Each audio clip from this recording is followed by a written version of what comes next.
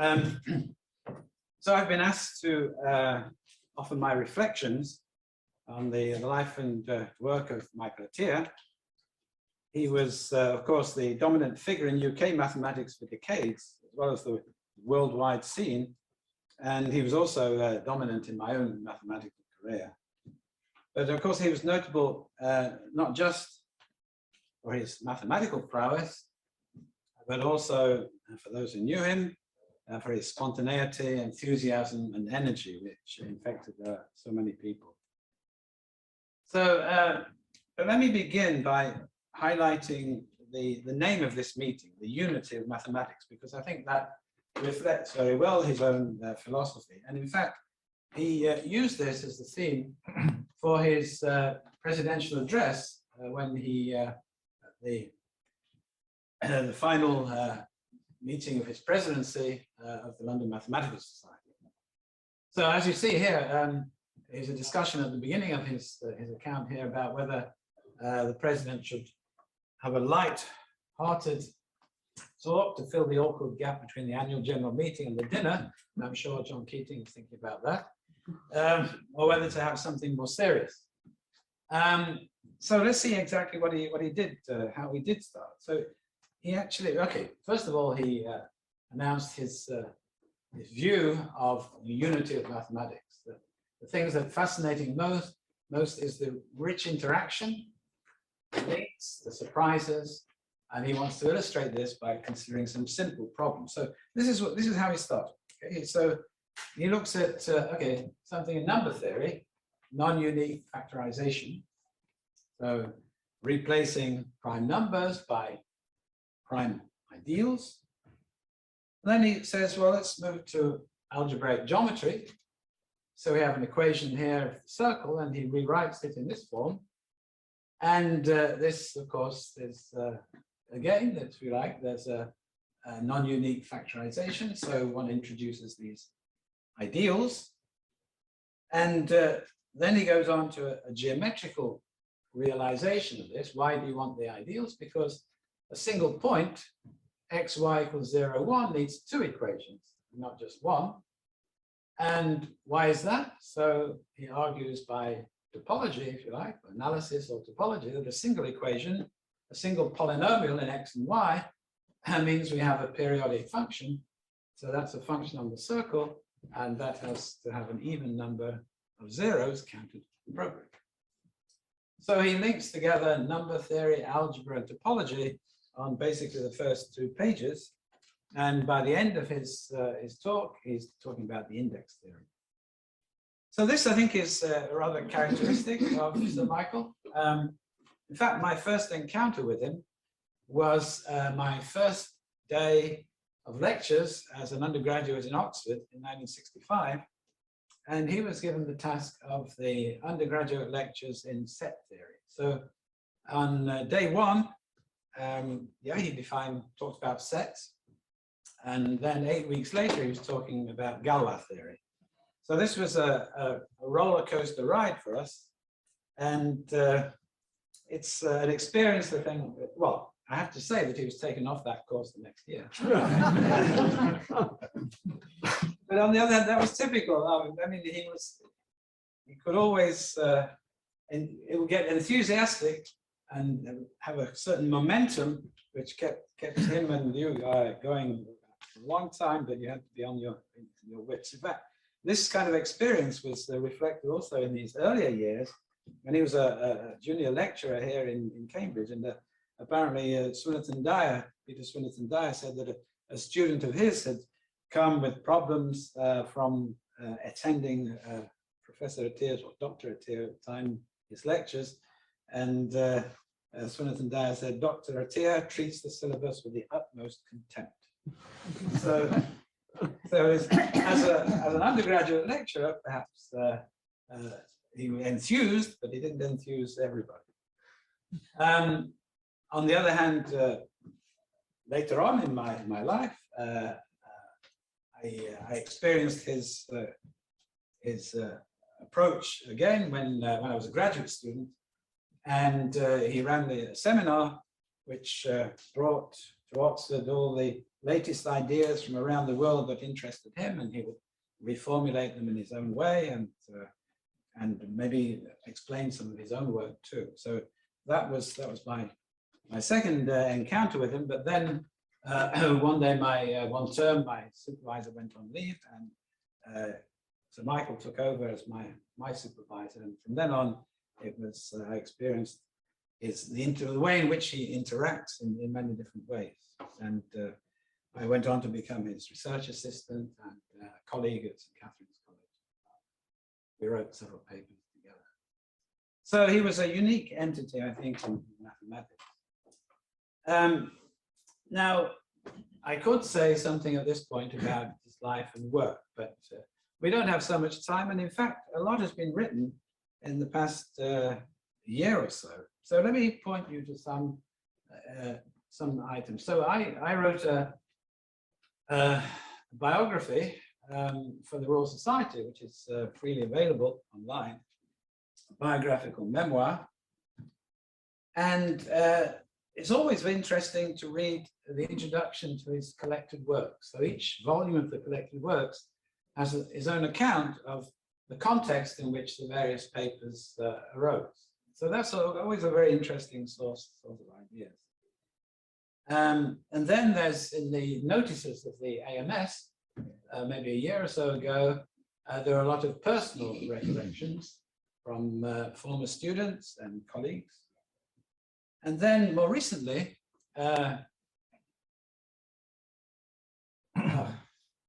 more recently in the bulletin of the AMS, there are longer articles by Dan Freed, Graham Siegel, and Simon Donaldson on various aspects of Michael Atiyah's work. So I would encourage you to look at any of these sources in order to learn more about his life.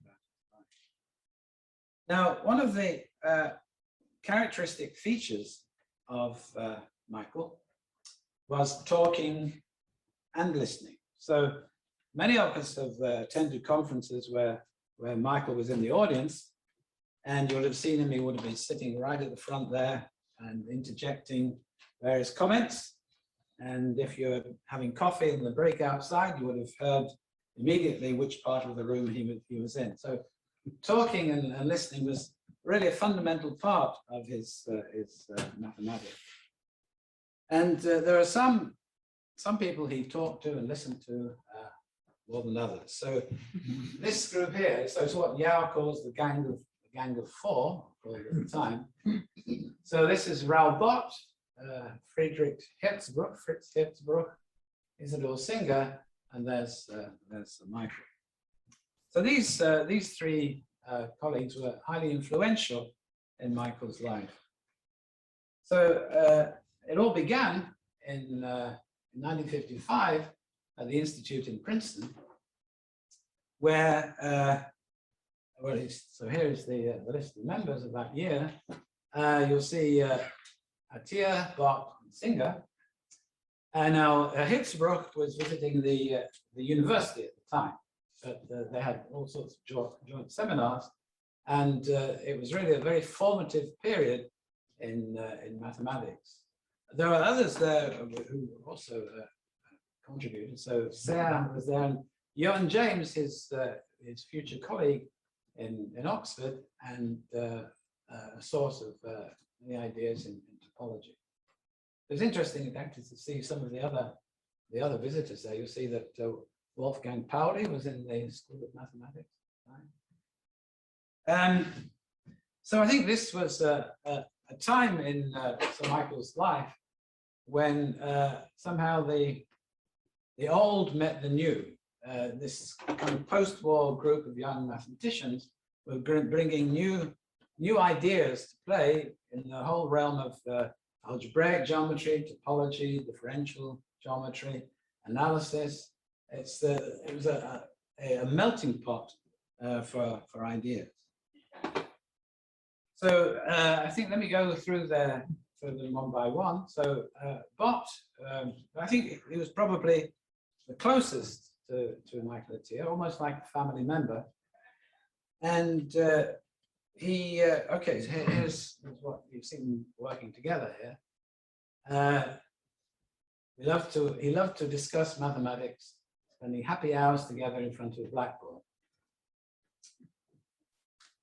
And as you see, he was suspicious of hand-waving or airy-fairy speculation. So in particular also, you'll see that at Raoul's insistence, doing calculations. Now, I think it's fair enough to say that Michael didn't like doing calculations. He had to, but it was something which was a necessity, but not a pleasure. I remember once, actually, this was a calculation he was doing as part of a competition.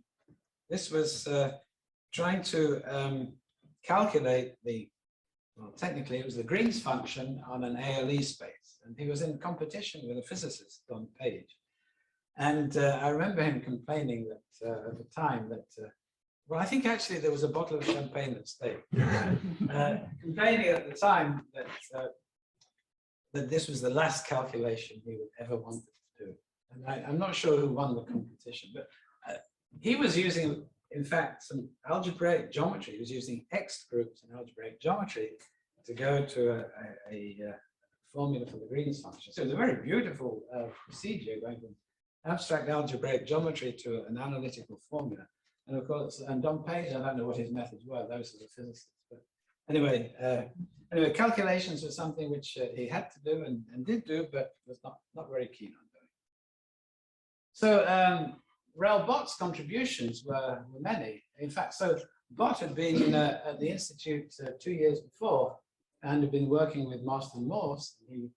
At that time, he developed this, or proved this remarkable theorem about the periodicity of the homotopy groups of the unitary group. And that, rather surprisingly, a little later, was a fundamental property of K-theory.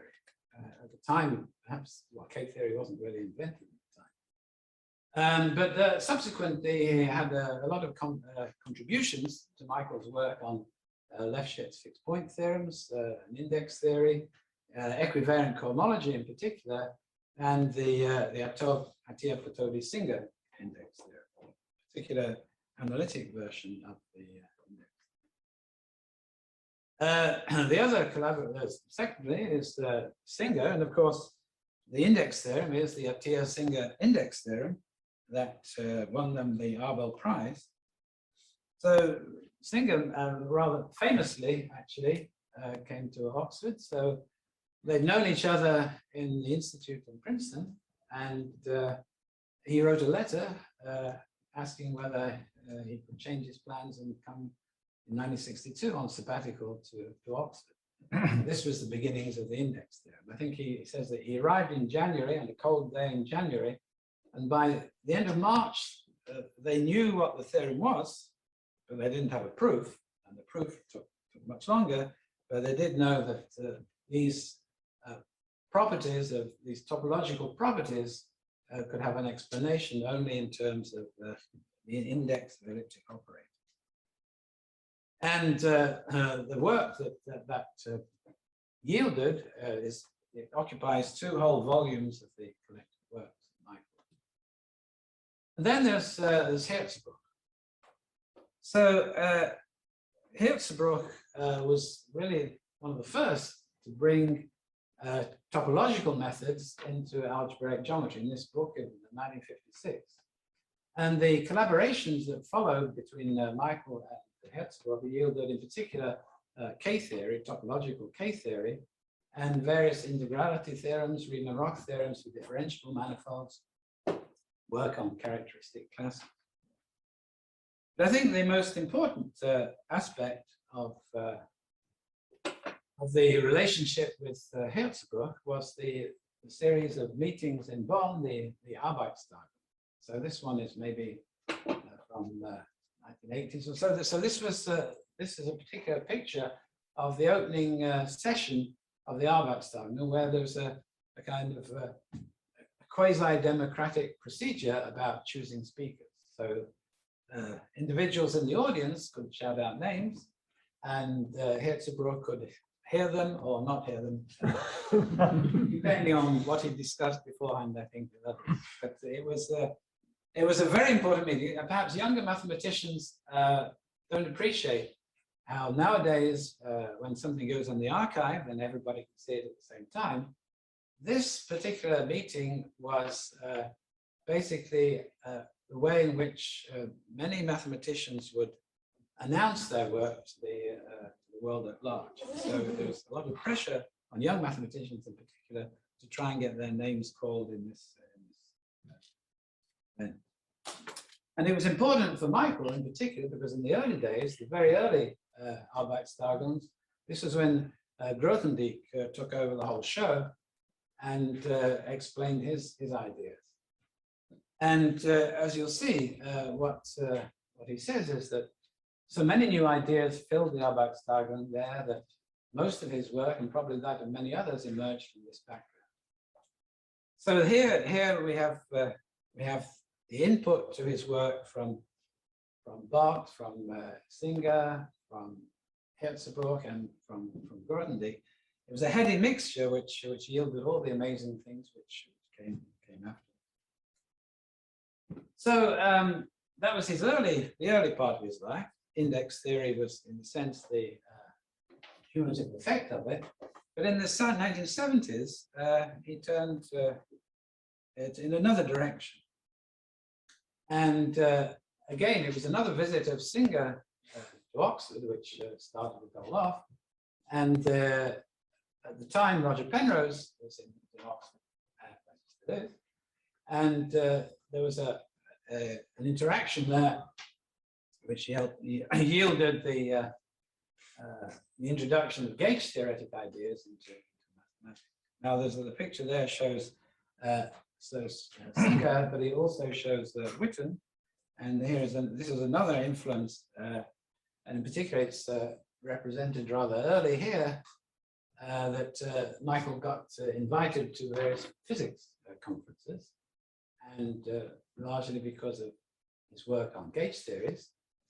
And so here we see the conference photograph of Atiyah, Singer, and Witten over here on the right. And as you see, he showed us how the Westermann-Heckman formula by dilute space led heuristically to the index theorem.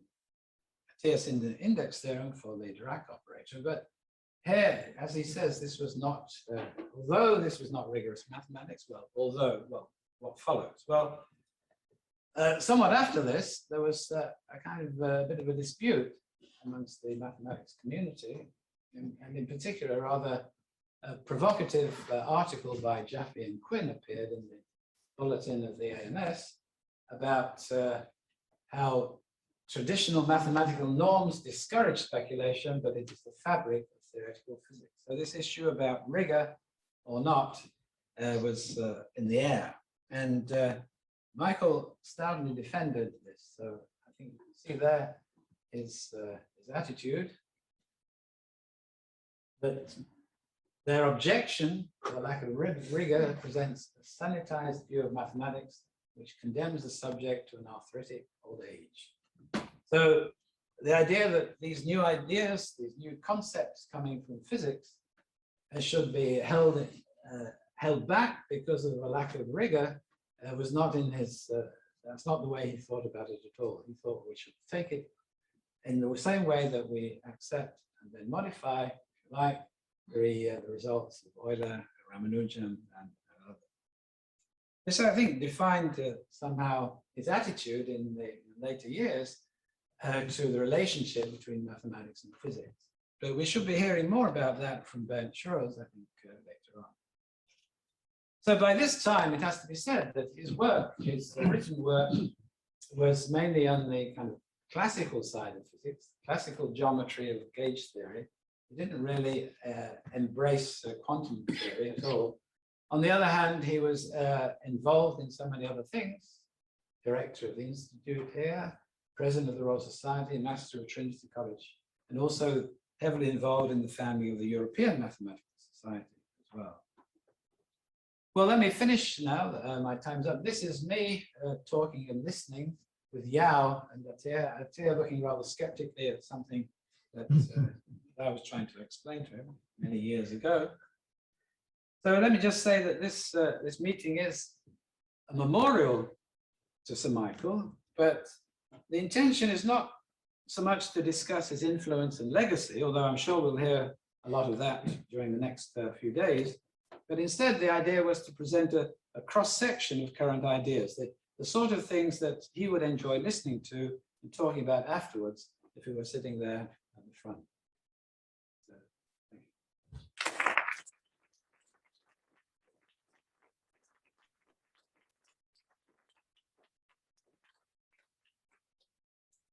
Nigel, thank you. That was a really beautiful description of Michael Atiyah and his work and his ideas and his influence. For those who don't know me, my name is John Keating. I'm the current president of the London Mathematical Society. It's my pleasure to chair the first two talks this afternoon, and also to convey the London Mathematical Society's great pleasure to be able to support this meeting and our gratitude to the Isaac Newton Institute for hosting the event. A practical matter, this is a hybrid meeting, so if you're in the room here during the talk and you have a particularly pressing and important question, do raise your hand. I shall try to keep an eye on that. And if you're somewhere out there in the ether, do put your question in the chat, and the chat will be monitored. After the talks, there will be time for more substantive questions and discussion.